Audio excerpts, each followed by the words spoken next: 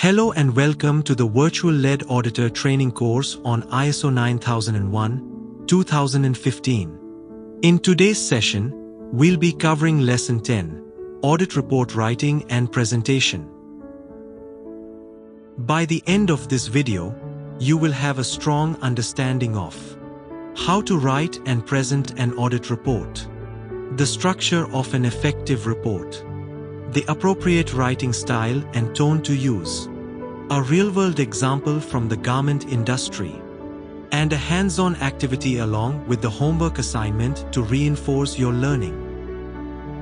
Objectives of this lesson. By the end of this session, you should be able to structure and write a professional audit report, present audit findings clearly and constructively, and practice summarizing audit observations using a garment factory scenario. Here is the basic structure of a standard audit report. It should include a title page and report number for identification, the audit's objectives, scope, and criteria, details about the audit team, a summary of findings, which includes positive observations, non-conformities, and opportunities for improvement, a non-conformity report list with references, and finally, a conclusion along with clear recommendations.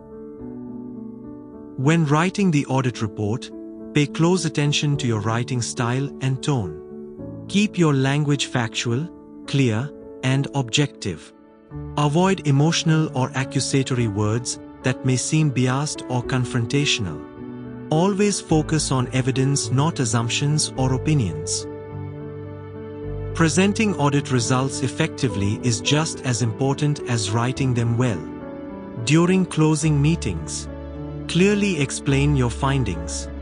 Be prepared to handle difficult conversations with factory staff respectfully. And consider using visual aids like charts, images, or checklists to make your points easier to understand. Let's look at an example from the garment industry. During an audit at a factory in Dhaka, the report included photographic evidence showing that personal protective equipment, or PPE, was not being used in the finishing section. However, the cutting layout process was found to be very efficient and was highlighted as a best practice. The report recommended reinforcement training for PPE use. Now it's your turn to apply what you've learned. Activity. Draft a summary of an audit report based on a sample factory visit.